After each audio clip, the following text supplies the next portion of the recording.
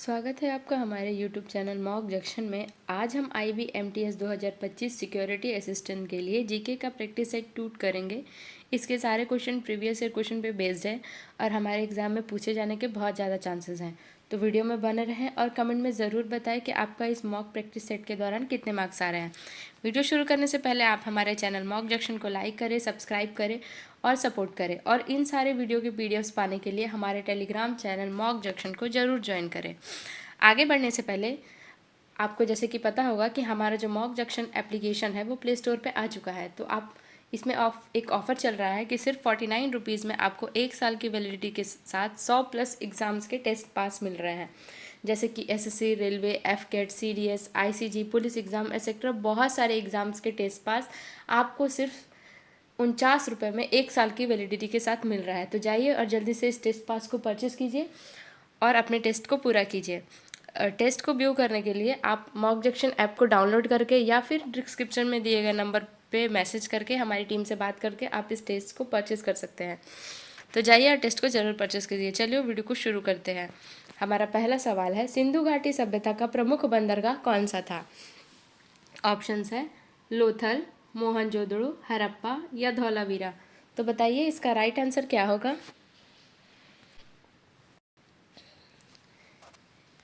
इसका right answer होगा लोथल। इसका राइट आंसर होगा ऑप्शन ए लोथल। लोथल वर्तमान में गुजरात में स्थित है और समुद्री व्यापार का केंद्र है। सिंधु घाटी सभ्यता का प्रमुख बंदरगाह जो है वो कौन सा है? लोथल है। लोथल क्या था? लोथल एक प्रमुख व्यापारिक केंद्र था। यहाँ से लोथल से मोती, रत्न, कीमती गहने जो है वो पश्चिमी एशिया और अफ्रीका में भेजा जाता था। लोथल की खोज जो है 1954 ईस्वी में हुई थी और इसकी खुदाई जो है 1955 से 1956 के बीच में हुई थी। तो चलिए आगे बढ़ते हैं और नेक्स्ट क्वेश्चन को देखते हैं। हमारा नेक्स्ट क्वेश्चन है, किस ग्रह को इवनिंग स्टार्स कहा जाता है? मंगल, शुक्र, बृहस्पति और बुध। तो बताइए इसका राइट आंसर क्या होगा? इसका राइट आंसर होगा शुक्र। इसका राइट आंसर होगा ऑप्शन बी शुक्र। शुक्र ग्रह सुबह और शाम के समय सबसे चमकीला दिखाई देता है। शुक्र ग्रह जो है, शुक्र ग्रह यानी कि वीनस जो है वो पृथ्वी के सबसे नज़दीक है और ये सुबह और शाम को जो है आकाश में चमकीला दिखाई देता है, इसीलिए इसको इवनिंग स्टार कहा जाता है। चलिए आगे बढ़ते हैं, नेक्स्ट क्वेश्चन को देखते हैं। नेक्स्ट क्वेश्चन है, ऑपरेशन फ्लड किससे संबंधित है? ऑप्शंस है दूध उत्पादन, बाढ़ नियंत्रण, जल विद्युत या खाद्य सुरक्षा। तो बताइए इसका सही उत्तर क्या होगा? इसका सही उत्तर होगा दूध उत्पादन। इसका सही उत्तर होगा ऑप्शन ए मिल्क प्रोडक्शन। ऑपरेशन फ्लड ने भारत में श्वेत क्रांति लाने में मदद की। ऑपरेशन फ्लड को जो है श्वेत क्रांति भी कहा जाता है।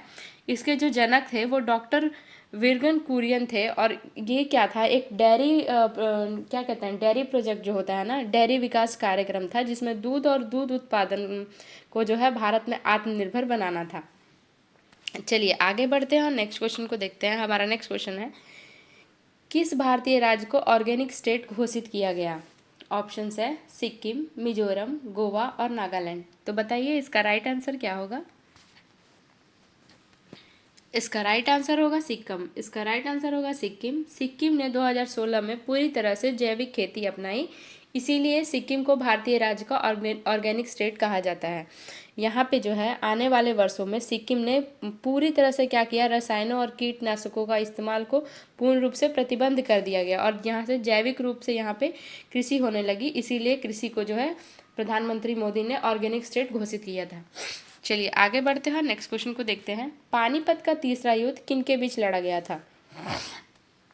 ऑप्शन है अहमद शाह अब्दाली और मराठा, बाबर और इब्राहिम लोदी, अकबर और हेमू, औरंगजेब और शिवाजी। तो बताइए इसका राइट आंसर क्या होगा? इसका राइट आंसर होगा अहमद शाह अब्दाली और मराठा। ऑप्शन ए इसका राइट आंसर होगा। यह युद्ध 1761 में हुआ और मराठा साम्राज्य का पतन का कारण बना। पानीपत का जो तीसरा युद्ध है, पानीपत का तीसरा युद्ध अहमद शाह अब्दाली और मराठा के बीच में लड़ा गया। यह युद्ध जो है वो 1761 में हुआ था और जो है यह युद्ध जो है इतिहास में मराठों की पूरी तरह से हार थी। यह युद्ध क्या थी? इतिहास में मराठों की पूरी तरह से हार थी।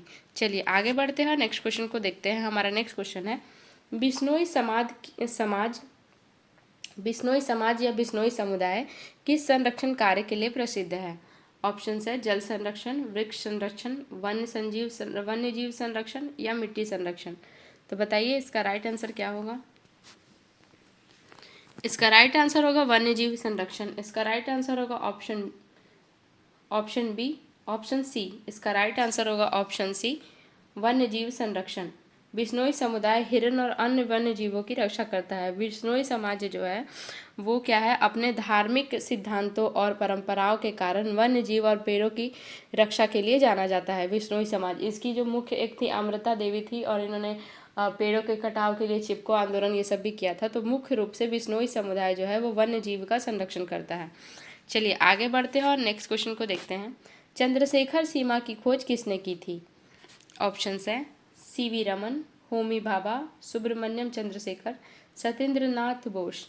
तो बताइए इसका राइट आंसर क्या होगा?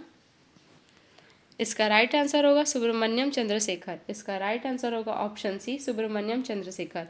यह एक तारे के अधिकतम द्रव्यमान की सीमा जिसके बाद यह सुपरनोवा बन जाता है। सुपरनोवा क्या होता है? सुपरनोवा का मतलब होता है कि विशाल तारे का अंतिम विनाशकारी विस्फोट। तो मतलब ये क्या है कि यह एक तारे का अधिकतम द्रव्यमान की सीमा है जिसके बाद वह क्या होता है, विशाल तारे का अंतिम विनाशकारी विस्फोट हो जाता है।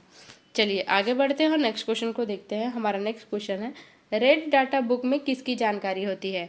ऑप्शंस है संकटग्रस्त प्रजातियां, मिट्टी के प्रकार, औषधीय पौधे, जलवायु परिवर्तन। तो बताइए इसका सही उत्तर क्या होगा? इसका राइट आंसर होगा संकटग्रस्त प्रजातियां। इसका राइट आंसर होगा ऑप्शन ए, संकटग्रस्त प्रजातियां। इसमें IUCN द्वारा सूचीबद्ध दुर्लभ और संकटग्रस्त प्रजातियों का विवरण होता है। IUCN, अब बोलेंगे अब क्या होगा IUCN क्या होगा, आप लोग सोच रहे होंगे। तो IUCN का मतलब होता है international union for conservation of nature. इसमें क्या है कि पौधों, जानवरों और कवकों की जो दुर्लभ और लुप्त प्रजातियां हैं उसकी जानकारी दी जाती है। किसमें? रेड डाटा बुक में। और ये क्या है, एक सार्वजनिक दस्तावेज है। चलिए आगे बढ़ते हैं, नेक्स्ट क्वेश्चन को देखते हैं। हमारा नेक्स्ट क्वेश्चन है, फिलिप्स कर्व किस संबंध को दर्शाता है? ऑप्शंस है ब्याज दर और महंगाई, महंगाई और बेरोजगारी, बचत और निवेश, आय और कर। तो बताइए इसका राइट आंसर क्या होगा? इसका राइट आंसर होगा महंगाई और बेरोजगारी। इसका राइट आंसर होगा ऑप्शन बी, महंगाई और बेरोजगारी। फिलिप्स कर्व बताता है कि आपातकाल में महंगाई और बेरोजगारी के बीच विपरीत संबंध होता है। ये क्या है? ये एक आर्थिक सिद्धांत है जो किसी अर्थव्यवस्था में बेरोजगारी और मुद्रास्फीति के बीच संबंध को दर्शाता है। चलिए आगे बढ़ते हैं और नेक्स्ट क्वेश्चन को देखते हैं। हमारा नेक्स्ट क्वेश्चन है, अष्टप्रहर नृत्य किस राज्य की विशेषता है? ऑप्शंस है उड़ीसा, मणिपुर, केरल और महाराष्ट्र। तो बताइए इसका राइट आंसर क्या होगा? इसका राइट आंसर होगा उड़ीसा। इसका राइट आंसर होगा ऑप्शन ए, उड़ीसा।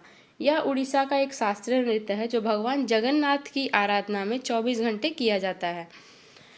चलिए अष्टप्रहर का एक आसान भाषा में बोले तो आठों पहर। तो ये क्या है, 24 घंटे जो है भगवान जगन्नाथ की आराधना में ये नृत्य किया जाता है। चलिए आगे बढ़ते हैं, नेक्स्ट क्वेश्चन को देखते हैं। शेर शाह सूरी ने कौन सी मुद्रा जारी की थी जो आधुनिक रुपया का आधार बनी? ऑप्शंस है मोहर, दम, रुपया या अशरफी। तो बताइए इसका राइट आंसर क्या होगा? इसका राइट आंसर होगा रुपया। इसका राइट आंसर होगा ऑप्शन सी, रुपया।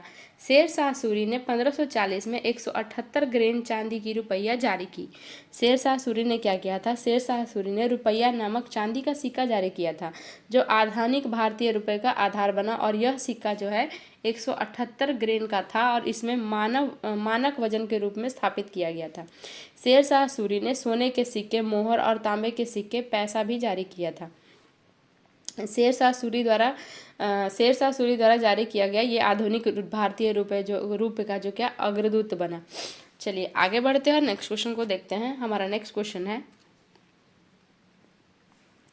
तुगलकाबाद किला किस सुल्तान ने बनवाया? तुगलकाबाद किला किस सुल्तान ने बनवाया? ऑप्शन है गयासुद्दीन तुगलक, फिरोज शाह तुगलक, मोहम्मद बिन तुगलक, अलाउद्दीन खिलजी। तो इसका राइट आंसर होगा गयासुद्दीन तुगलक। इसका राइट आंसर होगा ऑप्शन ए, गयासुद्दीन तुगलक। इसे 1321 से 1825 में दिल्ली की रक्षा के लिए बनवाया गया था।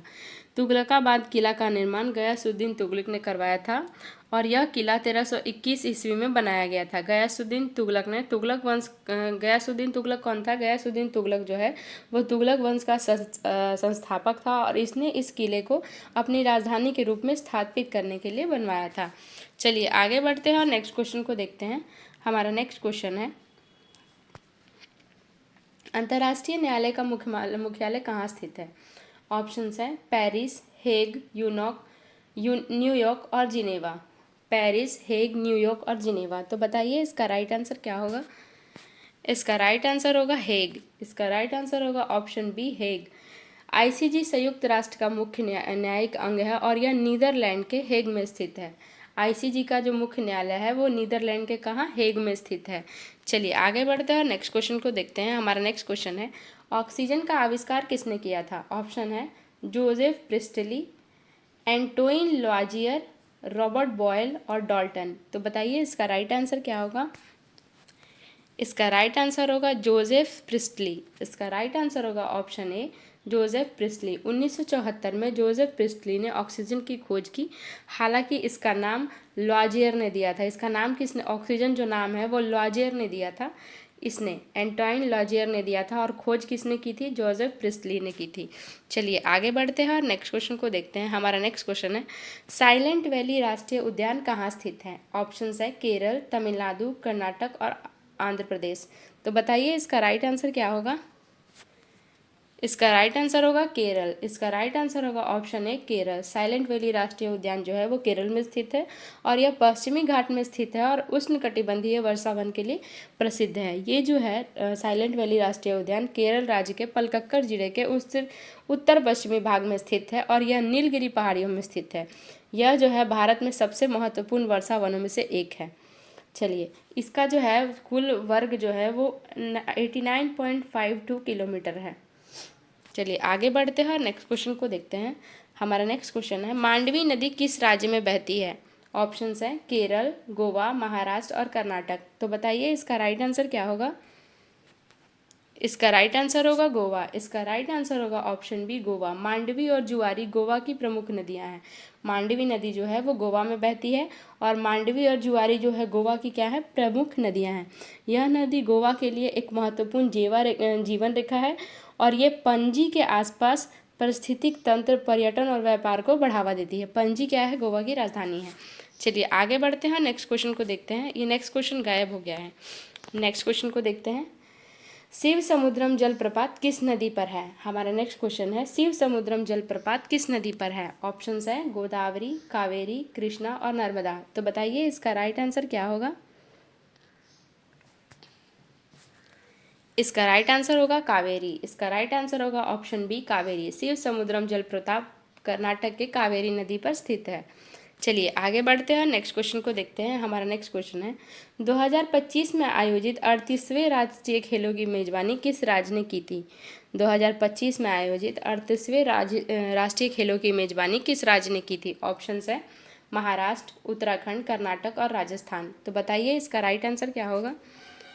इसका राइट आंसर होगा उत्तराखंड। इसका राइट आंसर होगा ऑप्शन बी, उत्तराखंड। 38वें राष्ट्रीय खेल 28 जनवरी से 14 फरवरी 2025 तक उत्तराखंड में आयोजित हुए, जिनमें देहरादून, हरिद्वार और नैनीताल प्रमुख आयोजन स्थल थे। चलिए आगे बढ़ते हैं और नेक्स्ट क्वेश्चन को देखते हैं। हमारा नेक्स्ट क्वेश्चन है, 2025 में आयोजित ऑपरेशन अभ्यास किस प्रकार का राष्ट्रीय कार्यक्रम था? ऑप्शन है स्वास्थ्य अभियान, नागरिक सुरक्षा मॉक ड्रिल, डिजिटल साक्षरता अभियान और आपदा राहत अभ्यास। तो बताइए इसका राइट आंसर क्या होगा? इसका राइट आंसर होगा नागरिक सुरक्षा मॉक ड्रिल। इसका राइट आंसर होगा ऑप्शन बी, नागरिक सुरक्षा मॉक ड्रिल। ऑपरेशन अभ्यास 7 मई 2025 को एनडीएमए और गृह मंत्रालय द्वारा 244 जिलों में आयोजित भारत का सबसे बड़ा नागरिक सुरक्षा अभ्यास था। ये क्या था? इसमें जो है यह अभ्यास 244 जिलों में आयोजित किया गया था और इसमें 10 मिनट तक ब्लैकआउट भी शामिल था। इस अभ्यास में विभिन्न राज्यों और शहरों में मॉक ड्रिल जैसे कि आग बुझाने और आपातकालीन निकासी का अभ्यास किया गया। उदाहरण के लिए मध्य प्रदेश के कटनी के इमारत में आग लगने की घटना का अनुकरण किया गया था और उसमें लोगों को बताया गया था कि आप कैसे बचेंगे, मतलब इस मुसीबत में आप क्या करेंगे, ये सब इसमें किया गया था। चलिए आगे बढ़ते हैं और नेक्स्ट क्वेश्चन को देखते हैं। हमारा नेक्स्ट क्वेश्चन है, नील क्रांति का संबंध किससे है? नील क्रांति का संबंध किससे है? ऑप्शंस है दूध उत्पादन, मत्स्य पालन, कृषि और जल प्रबंधन। तो बताइए इसका राइट आंसर क्या होगा? इसका राइट आंसर होगा मत्स्य पालन। इसका राइट आंसर होगा ऑप्शन बी, मत्स्य पालन। नील क्रांति का उद्देश्य मछली उत्पादन और जलीय संसाधनों के विकास को बढ़ावा देना है। ये क्या है? यह मत्स्य पालन क्षेत्र में एक महत्वपूर्ण विकास है जिसका उद्देश्य मछली और समुद्री उत्पादों को उत्पादन को बढ़ावा देना है। किसका? नील क्रांति का। इसका मुख्य उद्देश्य था नील क्रांति का मछली, झींगा और अन्य जलीय जीवों के उत्पादन को बढ़ाना। और इसमें क्या था कि इसमें मछली पालन, झींगा पालन और अन्य जलीय जीवों की खेती शामिल थी। चलिए आगे बढ़ते हैं और नेक्स्ट क्वेश्चन को देखते हैं। हमारा नेक्स्ट क्वेश्चन है, वित्त आयोग का गठन भारतीय संविधान के किस अनुच्छेद के तहत हुआ? ऑप्शंस है अनुच्छेद 280, अनुच्छेद 300, अनुच्छेद 356 और अनुच्छेद 370। तो बताइए इसका राइट आंसर क्या होगा? इसका राइट आंसर होगा अनुच्छेद 280। इसका राइट आंसर होगा ऑप्शन ए, अनुच्छेद 280। इसका राइट आंसर होगा अनुच्छेद 280। वित्त आयोग का गठन अनुच्छेद 280 के तहत किया जाता है और केंद्र और राज्यों के बीच वित्तीय वितरण तय करता है। कौन करता है? वित्त आयोग। चलिए आगे बढ़ते हैं और नेक्स्ट क्वेश्चन को देखते हैं। हमारा नेक्स्ट क्वेश्चन है, पंचशील समझौता भारत के किस देश के बीच हुआ था? ऑप्शंस है नेपाल, चीन, भूटान और म्यांमार। पंचशील समझौता जो है भारत और किस देश के बीच हुआ था? हमारा राइट आंसर होगा चीन। इसका राइट आंसर होगा ऑप्शन बी, चीन। पंचशील समझौता 1954 में भारत और चीन के बीच शांति और सह अस्तित्व के 5 सिद्धांतों पर हुआ था। ये जो है 29 अप्रैल 1954 को तिब्बत और क्षेत्र और भारत के बीच व्यापार और आपसी संबंधों को लेकर एक समझौता था। इस समझौते की प्रस्तावना में शांतिपूर्ण सह अस्तित्व के 5 सिद्धांतों का उल्लेख किया गया था, जिसे पंचशील सिद्धांत कहा जाता है। इसमें यह था कि एक दूसरे के प्रति अखंडता, संप्रभुता बनाए रहेगी, एक दूसरे के प्रति कोई आक्रामक कार्रवाई ना करे, एक दूसरे के आंतरिक मामलों में हस्तक्षेप ना करे, समानता और परस्पर लाभ और शांतिपूर्ण सह अस्तित्व था। चलिए आगे बढ़ते हैं और नेक्स्ट क्वेश्चन को देखते हैं। हमारा नेक्स्ट क्वेश्चन है, पुलकित झील किस राज्य में स्थित है? पुलकित झील किस राज्य में स्थित है? ऑप्शंस हैं केरल, आंध्र प्रदेश, तमिलनाडु। तो बताइए इसका राइट आंसर क्या होगा?